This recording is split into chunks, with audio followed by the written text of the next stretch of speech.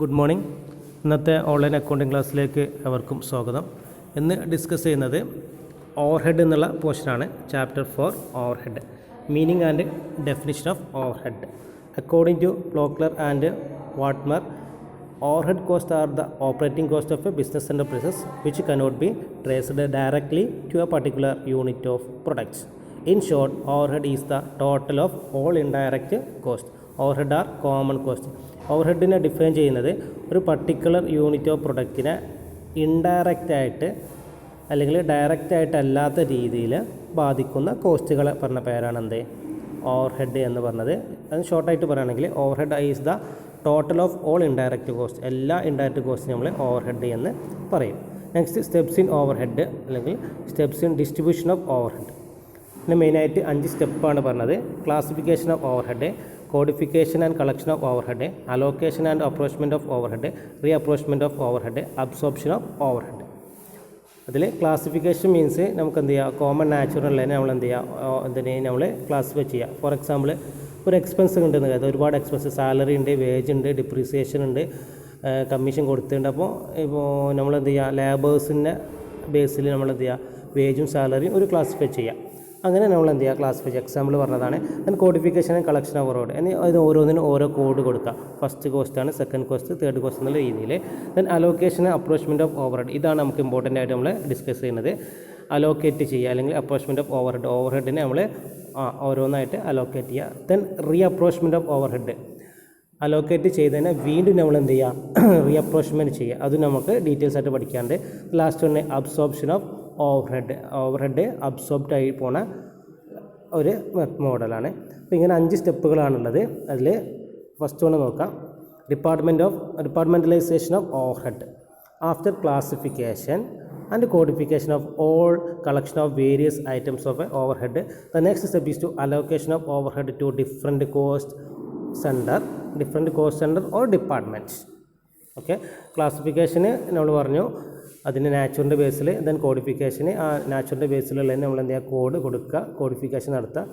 And collection of ഓവർഹെഡിനെ collect ചെയ്യുക. Then next ആണ് എന്ത്, ഡിപ്പാർട്ട്മെൻറ്റൈസേഷൻ. ഓരോ ഡിപ്പാർട്ട്മെൻറ്റ് ബേസ് അല്ലെങ്കിൽ കോസ്റ്റിൻ്റെ ബേസിൽ എന്ത് ചെയ്യുക, നമ്മൾ ഓവർഹെഡിനെ എന്ത് ചെയ്യുക, ക്ലാസിഫൈ ചെയ്യുക. ഫോർ എക്സാമ്പിൾ സിമ്പിളായിട്ട് വേണമെങ്കിൽ നമ്മുടെ കോളേജിൽ ഒരു 50,000 രൂപ കിട്ടിയിട്ടുണ്ടെങ്കിൽ ആർട്സിന് വേണ്ടിയിട്ട് ഓരോ ഡിപ്പാർട്ട്മെൻറ്റ് വൈസിൽ പ്രോഗ്രാം നടത്തുകയാണെങ്കിൽ ഈ 50,000 രൂപ നമ്മൾ BCom ഡിപ്പാർട്ട്മെൻറ്റിന്, അതുപോലെ BBA ഡിപ്പാർട്ട്മെൻറ്റിന്, BCA ഡിപ്പാർട്ട്മെൻറ്റിന് എന്നുള്ള രീതിയിൽ എന്ത് ചെയ്യുക, നമ്മൾ അലോക്കേറ്റ് ചെയ്യുക.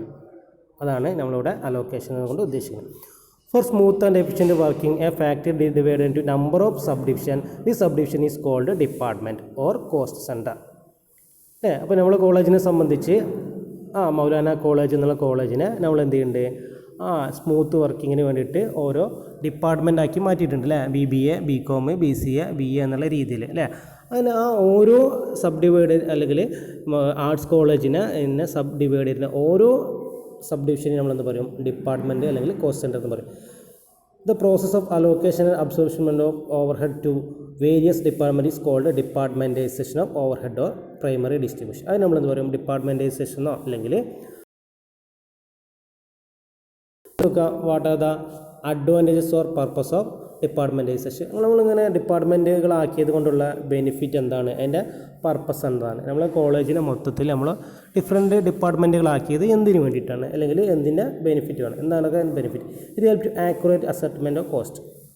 അപ്പോൾ ഒരു സ്ഥാപനത്തിലാണെങ്കിൽ, ഇൻസ്റ്റിറ്റ്യൂഷനിലാണെങ്കിൽ, ബിസിനസ് സ്ഥാപനത്തിലാണെങ്കിൽ നമ്മൾ production department, purchase department, sales department, service department, manufacturing department രീതിയിലൊക്കെ നമ്മൾ ഡിപ്പാർട്ട്മെൻറ്റുകളാക്കുന്നുണ്ട്. അത് എന്തിനു വേണ്ടിയിട്ടാണ്. ഫസ്റ്റ് നോക്കുക, it help in ascertainment, accurate ascertainment of cost. അപ്പോൾ ഓരോ ഡിപ്പാർട്ട്മെൻറ്റിനും എത്രത്തോളം കോസ്റ്റ് നമുക്ക് വരുന്നുണ്ടെന്ന് കണ്ടുപിടിക്കാൻ വേണ്ടിയിട്ട്. രണ്ടാമത്, ഇത് help controlling of overhead by comparing actual with budget cost.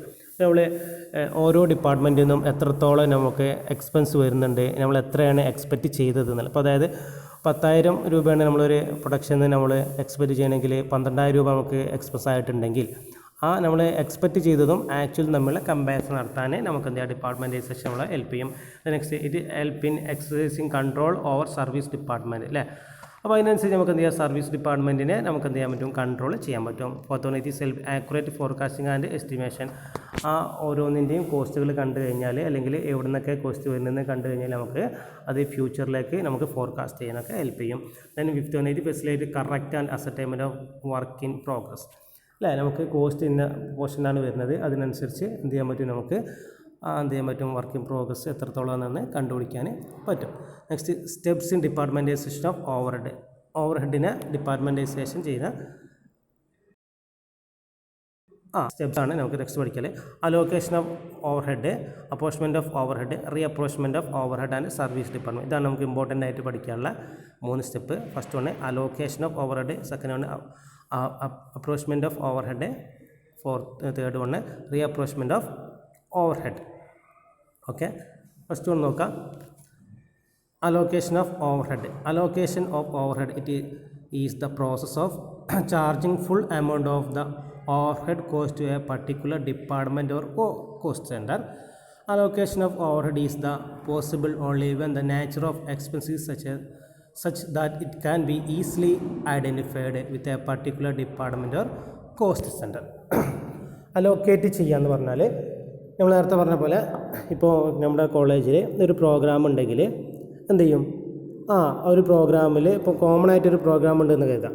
ഇപ്പോൾ ആർട്സ് പ്രോഗ്രാം ആണെന്നുണ്ടെങ്കിൽ ആർട്സ് പ്രോഗ്രാമിന് ഓരോ ഡിപ്പാർട്ട്മെൻറ്റിനും ഓരോ ഡ്യൂട്ടി കൊടുക്കുകയാണെന്നുണ്ടെങ്കിൽ ഈസി ആയിട്ട് പ്രോഗ്രാമുകൾ നമുക്ക് കണ്ടക്ട് ചെയ്യാൻ പറ്റും. അതേപോലെ ബിസിനസ് സ്ഥാപനങ്ങളിൽ ഒരേ നാച്ചുറുള്ളതിനെ നമ്മൾ നേരത്തെ പറഞ്ഞ പോലെ ഒരേ നാച്ചുറുള്ള ഐറ്റത്തിന് അല്ലെങ്കിൽ കോസ്റ്റിനെ നമ്മൾ എന്ത് ചെയ്യുക, ഓരോ ഡിപ്പാർട്ട്മെൻ്റ് ആക്കും. എക്സാമ്പിളായിട്ട് production department, purchase department, sales department എന്നുള്ള രീതിയിൽ നമ്മൾ ഡിപ്പാർട്ട്മെൻ്റ് ആക്കും. അതിനെ പറഞ്ഞ പേരാണെന്ത്, അങ്ങനെ ഡിപ്പാർട്ട്മെൻറ്റ് എന്ത് ചെയ്യാൻ പറ്റും, അലോക്കേറ്റ് ചെയ്യാൻ പറ്റും. Then allocation of overhead is the possible only when the nature of expense is such that it can be easily identified with a particular department or cost ആണ്. അപ്പോൾ അങ്ങനെ അലോക്കേറ്റ് ചെയ്ത് കഴിഞ്ഞാൽ അത് ഏത് ഡിപ്പാർട്ട്മെൻറ്റിൽ നിന്നാണ് കോസ്റ്റ് വരുന്നതെന്നും ഏത് ഡിപ്പാർട്ട്മെൻറ്റിലേക്കാണ് നമുക്ക് മെയിൻ്റനൻസ് അല്ലെങ്കിൽ നമുക്ക് കൂടുതലായിട്ട് ഇമ്പോർട്ടൻസ് കൊടുക്കേണ്ടതെന്നൊക്കെ നമുക്ക് ഈസി ആയിട്ട് ഐഡൻറ്റിഫൈ ചെയ്യാൻ പറ്റും. ദെൻ രണ്ടാമതാണ് അപ്രോച്ച്മെൻറ്റ് ഓഫ് ഓവർഹെഡ്. രണ്ടാമത്തെ സ്റ്റെപ്പാണ് അലോക്കേഷൻ കഴിഞ്ഞ് അതിനുശേഷം apportionment. The process of charging appropriate amount of overhead to various departments suitable is known as apportionment of overhead. ഈ ഡിപ്പാർട്ട്മെൻറ്റൈസേഷൻ നമ്മൾ വീണ്ടും സൂട്ടബിൾ ആയിട്ടുള്ള അതിൽ നമ്മൾ എന്ത് ചെയ്യുക, വീണ്ടും അലോക്കേറ്റ് ചെയ്യുക. ഫോർ എക്സാമ്പിൾ നമ്മൾ പ്രൊഡക്ഷൻ ഡിപ്പാർട്ട്മെൻറ്റ്, സെയിൽസ് ഡിപ്പാർട്ട്മെൻറ്റ് എന്നൊക്കെ ആക്കി. പിന്നെ ഈ സെയിൽസ് ഡിപ്പാർട്ട്മെൻറ്റ് തന്നെ എ എന്ന് പറഞ്ഞൊരു സെയിൽസ്മാന്, ബി എന്ന് പറഞ്ഞ സെയിൽസ്മാന്, ഡി എന്ന് പറഞ്ഞ സെയിൽസ്മാന്, സി എന്ന് പറഞ്ഞ അങ്ങനെ ഓരോ സെയിൽസ്മാനെ നമ്മൾ എന്ത് ചെയ്യുക, ചാർജ് കൊടുക്കുക.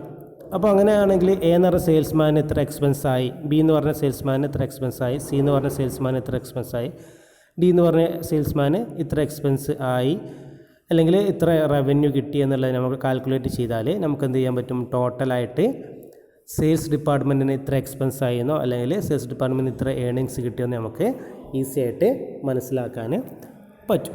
നെക്സ്റ്റ് നോക്കുക, step of apportionment of overhead. ഈ അപ്രോച്ച്മെൻറ്റ് ഓഫ് ഓവർഹെഡിനെ 2 രീതിയിൽ നമ്മൾ ഡിവൈഡ് ചെയ്തിട്ടുണ്ട്. Primary distribution and secondary distribution. Primary ഡിസ്ട്രിബ്യൂഷനിൽ ഫസ്റ്റ് നമ്മൾ ചെയ്യുന്ന ഡിസ്ട്രിബ്യൂഷനാണ് എന്ത്, പ്രൈമറി ഡിസ്ട്രിബ്യൂഷൻ. സബ്സിഡറി അല്ലെങ്കിൽ സെക്കൻഡറി ഡിസ്ട്രിബ്യൂഷൻ എന്ന് പറഞ്ഞാൽ പ്രൈമറി ഡിസ്ട്രിബ്യൂഷൻ നമ്മൾ വീണ്ടും കാര്യങ്ങളാണ് ഇന്നത്തെ ക്ലാസ്സിൽ നമുക്ക് ഡിസ്കസ് ചെയ്യാനുള്ളത്. ജസ്റ്റ് ഒന്നുകൂടി പറയാം. 4th ചാപ്റ്ററാണ് നമുക്ക് ഡിസ്കസ് ചെയ്യാനുള്ളത്. ഫസ്റ്റ് വണ് എന്താണ് ഓവർഹെഡ് എന്ന് പറഞ്ഞാൽ അതിൻ്റെ മീനിങ്ങും ഡെഫിനിഷനും. സിമ്പിളായിട്ട് പറയുകയാണെങ്കിൽ overhead is the total of all indirect cost. എല്ലാ ഇൻഡയറക്റ്റ് കോസ്റ്റിനെയും ടോട്ടലായിട്ട് നമ്മളെന്ത് പറയും, ഓവർഹെഡ് എന്ന് പറയും, എല്ലാത്തിനും കൂടി.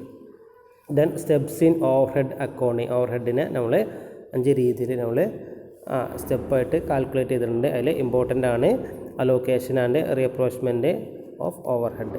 Then departmentalization of overhead. ഓരോ ഓവർഹെഡിനെയും നമ്മുടെ ഈസി ആയിട്ട് ഐഡൻറ്റിഫൈ ചെയ്യാൻ വേണ്ടി അല്ലെങ്കിൽ കോസ്റ്റിനെ ഈസി ആയിട്ട് ഐഡൻറ്റിഫൈ ചെയ്യാൻ വേണ്ടി നമ്മൾ സബ് ഡിവൈഡ് ചെയ്ത് വെക്കുന്നതെന്ന് പറഞ്ഞ പേരാണ് ഡിപ്പാർട്ട്മെൻറ്റൈസേഷൻ ഓഫ് ഓവർഹെഡ്. ഈ ഡിപ്പാർട്ട്മെൻറ്റൈസേഷനെ കൊണ്ട് എന്തൊക്കെ ബെനിഫിറ്റാണ് ഉള്ളത് എന്നാണ് നെക്സ്റ്റ് നമുക്കിവിടെ ഡിസ്കസ് ചെയ്തിട്ടുള്ളത്. പിന്നെ ഡിപ്പാർട്ട്മെൻറ്റൈസേഷനെ നമ്മൾ വീണ്ടും അലോക്കേഷൻ ഓഫ് ഓവർ ഹെഡ് എന്നും അപ്രോച്ച്മെൻറ്റ് ഓഫ് ഓവർ ഹെഡ് എന്നും re apportionment of over head എന്നും വീണ്ടും നമ്മൾ ഡിവൈഡ് ചെയ്തിട്ടുണ്ട്. അത് നമുക്ക് പ്രോബ്ലം ചെയ്യും. അപ്പോൾ ഈ തിയറി പോർഷനെ ജസ്റ്റ് മനസ്സിലാക്കുക, ബാക്കി കാര്യങ്ങളെ അടുത്ത ക്ലാസ്സിൽ ഡിസ്കസ് ചെയ്യാം. Okay, thank you.